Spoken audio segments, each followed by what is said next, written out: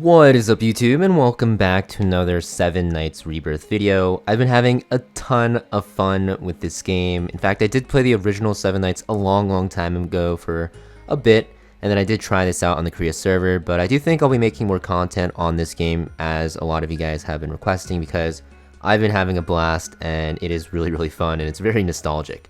But today I just wanted to talk about free-to-play players out there, or even some of you light spenders, or even some whales that are new to the game, about some free-to-play characters that you definitely want to build. Now, as you're summoning in the game and also re-rolling, you're going to get a lot of characters because you do get a lot of these rubies, which you shouldn't be spending all on summons, but spending some is okay, but there's a lot of shiny characters that look very cool that you're going to want to throw into your teams, but there's also going to be some 4-star rare characters that are going to be very good as well. There's going to be 3 that I talk about today that are going to be very important to build up no matter what characters you pulled, because these characters are going to end up being better than the legendary characters in a lot of the aspects of the game, and it's really important to have them built anyways because you're not going to be using the same team for every single area of content. So basically, the characters we're going to look at, there's 3 of them like I mentioned. It's going to be Evan, Yui, and Lucy. These are 3 of some of the most important characters to build up in the early game because they have amazing effects. Evan is an amazing tank that is going to be very powerful at making not even just himself tankier, but your entire team. Yui is a very good buffer on your team that can also give you burn immunity, which is nice, and also healing. You're going to see that she can also revive 2 allies, which is great. Then you have something like Lucy as well. She has poison immunity for some of the raids. She also removes debuffs, and she also has healing as well. But you're going to see that the biggest potential from these characters are going to be locked behind their dupes. Now you're probably wondering, oh, you need dupes for these characters. Isn't that really pay to win? No, because if you look just from playing the game, I'm actually like a 1.5 day old account, 2 day old account, and I only spent like what, $1 for Lena. You're going to see that you get a ton of dupes for these rare characters. So it's very important that you actually, star these up and actually transcend them with their dupes because you get really powerful effects. And this will make them a lot better than their legendary counterparts, or, for example, if you're comparing Evan to Rook, both of who are kind of like tanks, Evan will be a lot better in the early game because you'll be able to unlock most of his power, which is locked behind dupes, because dupes are very important in this game. So let's actually go one by one, and you can see why they're actually very good. So Evan, pretty generic character. He has a basic attack that will do damage based off his defense. He can also stun with his ability here, Swift Strikes. 85% chance it goes up to 100 when you dupe it. You have this ultimate ability, Shield of Order, which will give everyone on your team a barrier, and you're going to see that when you get him to 6 dupes, which might sound like a lot, but it's not really a lot for rare characters, this becomes one of the most broken defensive abilities in the game. And he has this passive which will give all allies defense boost permanently, stun immunity, and also stun immunity when he uses a basic attack. So basically, you're gonna bring him into any content you want your team to survive in, and anything with the stun, especially for raid if you're doing Destroy Your Gaze. I think they even recommend Evan. Yes, they do, because he has stun immunity, which you really want. Hey, would you look at that? Yui's here as well, which will make her very good. But he's gonna be good in a lot of the areas of content. Even though you can't, utilize his stun immunity everywhere, you're gonna see that you can pretty much slot him in everywhere, and he's still gonna be fine, which is gonna make him extremely broken. Now, the reason why he's so strong is if we actually look at his dupes here, even though his kit looks kind of generic, right? You have stun immunity and you just like kind of buff your team with a shield and stuff like that and have like a weird stun. You're going to see if we go to Transcend, at the 2nd Transcendence, so the 3rd copy of him, and also at the 6th Transcendence, so the 7th copy, you're going to see that he gets an amazing increase to his abilities. The first one on his 3rd copy, so T2 basically, you're going to see the secondary effect is going to be that he gets extra stun chance. Not the biggest thing in the world, doesn't really matter at all, but the biggest thing that is locked behind his dupes is the T6. This one is super strong. So he actually gives block rate boost to your entire team, and this not only makes him a lot tankier, but your entire team just super bulky because it's not just a block rate boost, right? You're still getting that barrier, and if you block with the barrier, you're going to be like taking like almost no damage while this is up. This makes him one of the best tanks in the game until you get Rudy, and even if you get Rudy, you'll need certain amount of dupes of him for him to be better. So because of that, Evan is just going to be extremely powerful. You might not understand why, but trust me, if you slot him in, once you get to T6 especially, you're going to see that your team is just giga tanky, and it'll be a lot easier to progress through content where you end up taking a lot of damage. So now let's look at Yui. So Yui's skills, also pretty generic.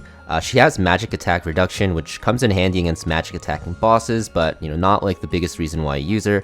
Like I said, she has healing on her skill 1, and her skill 2 has a 2 revive. This is actually pretty clutch in a lot of situations because you're able to just revive dead allies. If you have a 1 tank team and your tank dies, you can just revive them right away. So pairs very well with Evan for that reason, because usually with Evan you're running either 1 or 2 tanks, and then her passive is burn immunity. So these two together just pair very well in Destroy Your Gaze, because Evan provides stun immunity and Yui also provides burn immunity, making them the best duo in terms of supports for that boss, or for that raid boss. And not only are they just good there, they're going to be amazing together pretty much everywhere, right? And like I said, same thing with her. Locked behind her dupes, you're going to see that she gets something also as broken as Evan. So hers actually comes a lot earlier. You're going to get it at Transcendence 2. So at T2, you actually get physical damage boost instead of just healing. This is absolutely insane. The reason why is because, one, she's already, giving so much utility to your team with the revive, with the heal, and also the immunity, but this physical damage boost will make your physical teams do a ton more damage, making her one of the best healers, if not the best healer, for those physical damage teams. And if you actually get to T6, you'll get an increased effect on it from 19% to 24%, but then it ends up being permanent. So you can see at T2 it's a 3-turn duration, at T6 it's a permanent effect for your entire team, like a passive, that's 24%. This just makes her an insane healer, and almost everyone right now is going to be running a physical team, because who did everyone reroll for? Well, they rerolled for Tio, and Tio's a physical attacker. They're going to be stacking him on a ton of damage. So if you pair Tio with her, he just does amazing damage. You're also going to see the other characters you get for free in Rachel and also Ace. They're physical attackers. So you can kind of see where this is going, right? You play Tio, Rachel, Ace, Evan, and Yui together. Pretty much all you need to do at that point is just have to re-roll for Tio, because he's like the best farming character and he's just amazing everywhere right now in the early game. And then you pair those 3 characters that you get from the reroll and the mailbox from the pre-registered rewards, which everyone gets, with Evan and Yui, and there you go. You have your 5-man physical damage team for the early game that will be extremely powerful for progressing through story, and also for Destroy Your Gaze for farming your early sets of gear. So yeah, Yui also must build crazy strong. And now the last one I want to talk about is Lucy. So Lucy is not as strong as Yui and Evan in terms of how you can use her, but she's still a very powerful character. And that's mostly to say that Yui and Evan are just that strong. It's not that Lucy's weak, it's just that Evan and Yui are just insanely powerful, right? So Yui's pretty generic as well. She does a little bit more. She has physical attack reduction, which is pretty good. She has a heal to all allies, just skills with her defense. She has a defense boost and a debuff removal for everyone. So her kit right now, and a poison immunity, which makes her good in the last raid boss. So you can kind of see her kit has more without any dupes built into it, and she's actually a pretty solid character. But the thing is, with her dupes, she becomes even better. And the reason why is because, one, you can use her in the last raid boss without, needing too many dupes in her because of the poison immunity. But with her dupes, she removes even more debuffs, which make her very good at T2.